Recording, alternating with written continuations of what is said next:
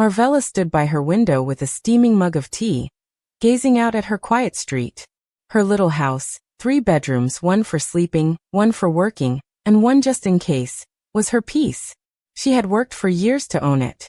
Long shifts, skipped vacations, late nights filled with gig work. No one helped her, not her mother, not her brother. The house represented more than walls and a roof. It was freedom. It was safety. It was hers. But the day her brother pulled into her driveway unannounced was the day everything she believed about her family began to unravel. A rusty SUV stopped in front of her house. Marvella narrowed her eyes. Inside was her brother, Kelver, and his wife, Dina. The trunk bulged with bags and boxes. At first, she thought they were delivering something. Maybe they wanted to borrow a tool or drop off old clothes. But then she saw Dina carrying a lamp toward the front steps. Marvella opened the door, still in her robe. "What are you doing?" she asked, confused. Kelver smiled casually. "Moving in. You've got space. And our lease ended," he said as if it were obvious. Marvella blinked, stunned. "Excuse me?" she asked, stepping outside. Kelver chuckled. "Come on, Marvy. It just makes sense. We'll be out of your hair in no time. You should be happy to have company," he added, stretching like it was a sunny picnic day. "You've lost your mind," she whispered. He rolled his eyes. "Don't be dramatic." Without another word, Marvella turned around, walked inside, and slammed the door. She locked every bolt and closed the blinds. When Kelver started banging on the door, she spoke through it. "You have 5 minutes to leave, or I'm calling the police." Kelver finally backed off. From the upstairs window, Marvella watched him angrily repack the car. Dina looked embarrassed, avoiding eye contact. They left in a hurry, tires crunching gravel. Marvella breathed out. She thought it was over. But the next morning, her phone exploded with messages. Kelver texted, "You're being cruel." Then came a call from her mother, Lindy. Marvella didn't answer. But by afternoon, there was a knock. She opened the door and found Lindy standing there, arms crossed, face hard. "Your brother needs a roof," Lindy said coldly. "And you have too much space." Marvella rubbed her forehead. "No. I worked for this house. Kelver didn't plan for his life. That's not my fault." Lindy's lips curled. "You used money from your grandmother's inheritance. Family money. If you don't let him stay, I'll take this house from you." Marvella froze. "What are you talking about?" "That money came from a joint savings I helped set up," Lindy snapped. "Legally, I could make a case. So either you open your doors, or you'll have nothing left to close." Marvella slammed the door in her face. For days, her phone didn't stop buzzing. Unknown numbers, guilt-laced texts from cousins she hadn't seen in years. They all said the same thing. Family comes first. "He's your brother. You've got space." Marvella stopped responding. She blocked numbers, archived messages. But the pressure grew. She called a lawyer, uploaded her documents, and made sure her home was protected. She even wrote a letter clearly stating that no one could stay at her house without written consent. Still, the harassment continued. One day, she came home and saw a U-Haul parked just beyond her driveway. She stayed in her car watching. Kelver stood by the truck, yelling into his phone. Then Lindy appeared, pointing at Marvella's house and gesturing wildly. Marvella didn't get out. She drove around the block, parked at a neighbor's, and called her lawyer again. "What if they try to break in?" she asked. "Document everything," the lawyer said. "Install cameras. Get proof." That night, Marvella ordered security gear. Cameras. Smart locks. She sent legal notices through her attorney to both Kelver and Lindy. Any further attempt to enter the property would be considered trespassing. They backed off, but not quietly. Lindy twisted the story, painting Marvella as cruel and heartless. She told the family chat that her daughter had abandoned them, kicked Kelver into the street. Some relatives believed it. Others sent half-hearted texts like, "Just checking in." Kelver went on social media, dropping vague posts about betrayal.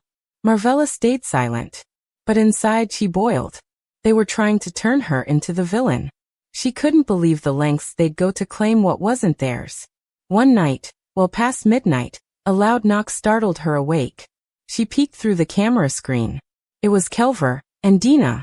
They were shouting her name, pleading for mercy. "She's pregnant!" Kelver cried. "We have nowhere else." Marvella didn't open the door. She called the police instead. When they arrived, she showed them the letter.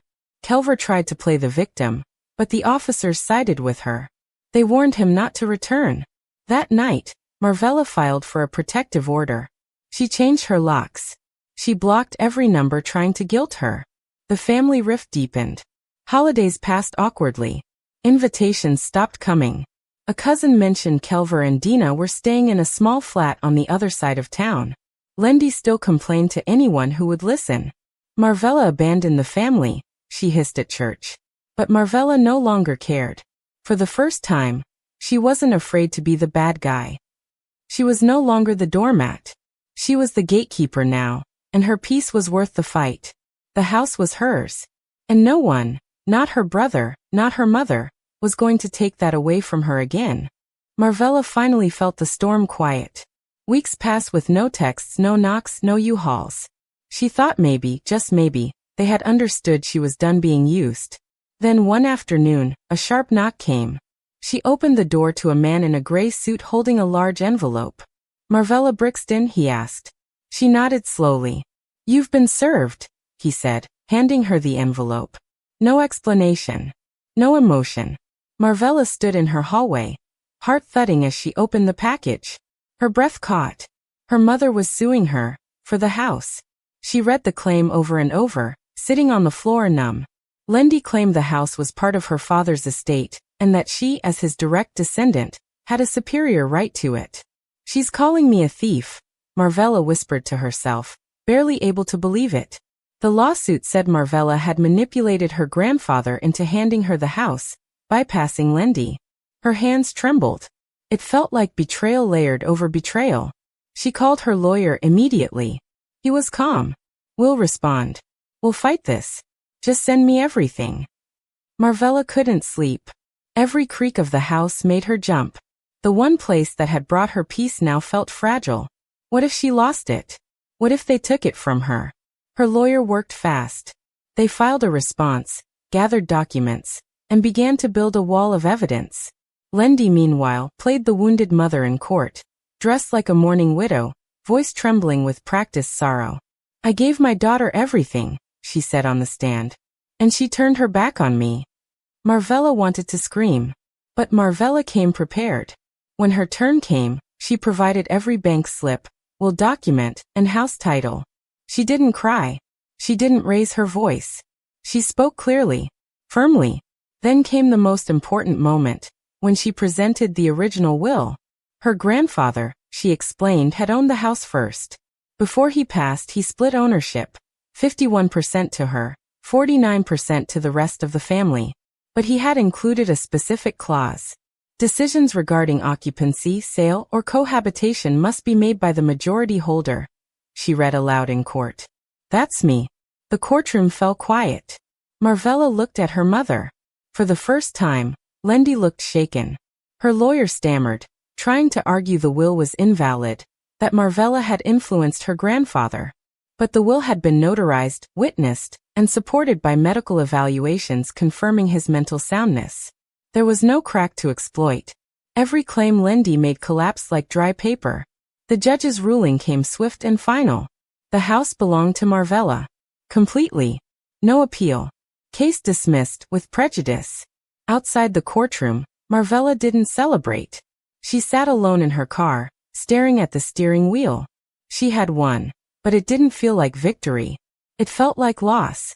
Her mother, broken or bitter or both, had gone so far as to take her to court. Her brother had lied on the stand, and the rest of the family had quietly watched. She knew then there was no going back. No family dinner could fix this. The bridge wasn't just burned, it had been bombed to ashes. Lendi didn't stop, even after losing in court. She spun the story like a carnival wheel, telling anyone who'd listen that the court had failed her. "My daughter tricked an old man," she'd say. "She used paperwork to steal from her own mother." Some believed her. Others backed away. A few even reached out to Marvella. "We didn't know the will said all that," a cousin texted. "I'm sorry we doubted you." But by then, Marvella had stopped caring what they thought.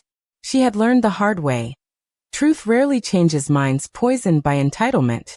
Kelver disappeared after the ruling. No calls. No posts. No messages. It was like he vanished into the embarrassment. Marvella hoped he'd finally realize the truth. She didn't owe him anything. She never had. She focused on protecting herself. She updated the house title with new legal clauses. Any future challenges would trigger immediate notifications. She rewrote her will. If anything ever happened to her, the house would go to a women's shelter, not family. She changed her number, deleted social media, and built walls, not of brick, but of silence. Slowly, peace returned. Marvella redecorated the living room with new colors. Brighter, warmer. She pulled weeds from the backyard and planted wildflowers. The guest room, once a waiting space for guilt-ridden visits, became her art studio. Canvases filled the walls. Her mornings started with music and ended with tea. Her house felt alive again.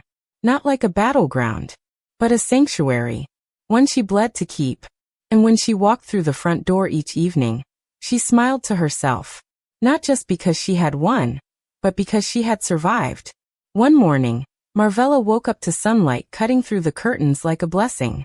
She made coffee, opened the windows, and sat in the stillness. For the first time in months, there was no dread. No calls. No threats.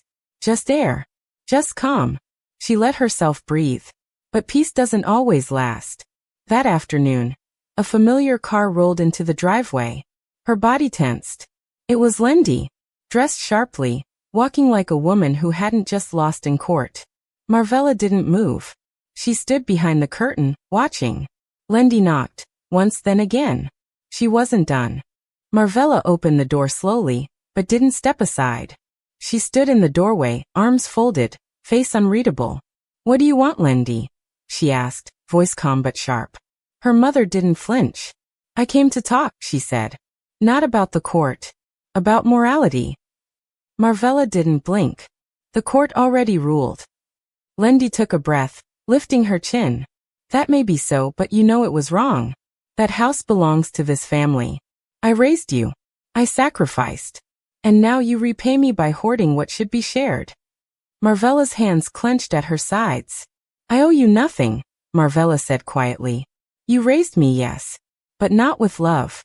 You raised me to serve, to absorb your expectations. And I'm done." Lindy's eyes flashed. "You're selfish. You let your brother suffer. You humiliated me in front of everyone. This house is cursed now, do you understand that? Because it was never meant to be yours alone." Marvella shook her head. "You've made up stories for so long, you don't even know what truth sounds like anymore."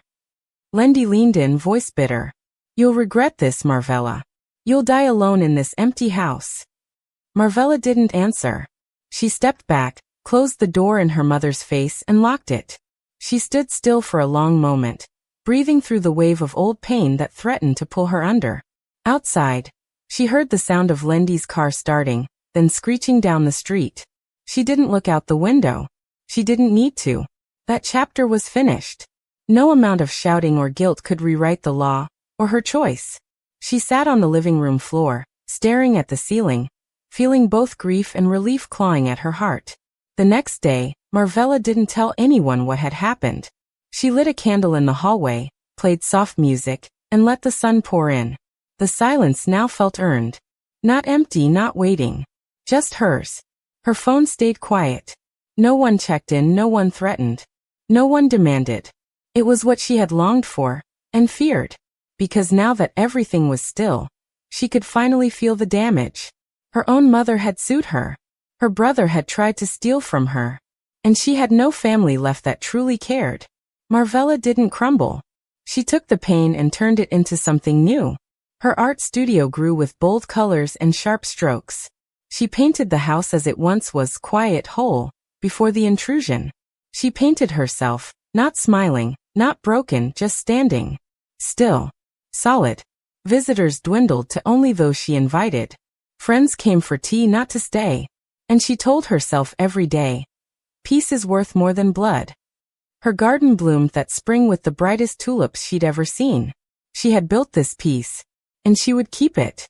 One evening, she found an envelope in her mailbox with no stamp, just her name in hurried handwriting. She opened it cautiously. Inside was a single sheet of paper. A letter. From Dina. "I'm sorry," it began.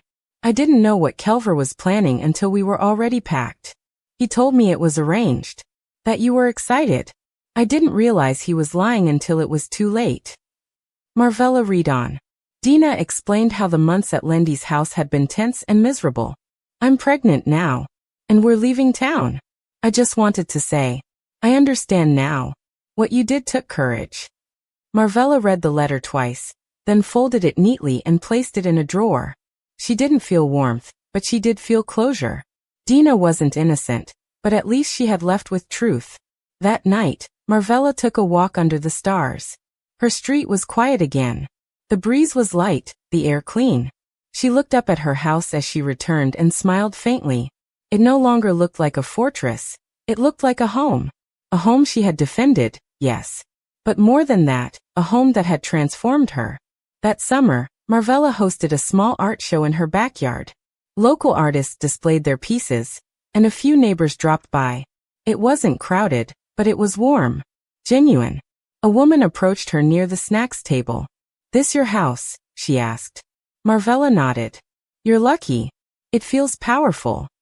Marvella tilted her head. "Powerful?" "Yes," the woman said. "Like someone fought for it." Marvella smiled. Someone did. They clinked their cups in a silent toast. Marvella realized then that maybe this wasn't the end of something. Maybe it was the beginning.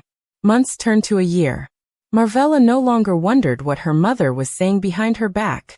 She no longer worried about her brother's schemes. She had grown into her own rhythm. She found therapy. She healed. She even started dating again. Nothing serious, just conversations with people who respected space, silence, and choice. She no longer craved approval. She no longer answered out of guilt. She had become the version of herself her younger self dreamed about on lonely nights, strong, safe, and absolutely free. And every morning, when she unlocked the studio and flipped on the lights, Marvella looked at a canvas she never sold. It was the house. A shadow on one side, light on the other. A woman standing in the doorway, not afraid, not angry, just present. The title read, "Mine." She had painted it during the trial, during the silence, during the hardest parts. And now, it stayed on the wall as a reminder. Her peace wasn't given. It was earned. And no one, not even family, would ever take that from her again. Every story carries a lesson. If this one moved you, tap subscribe so you never miss the next twist in the journey.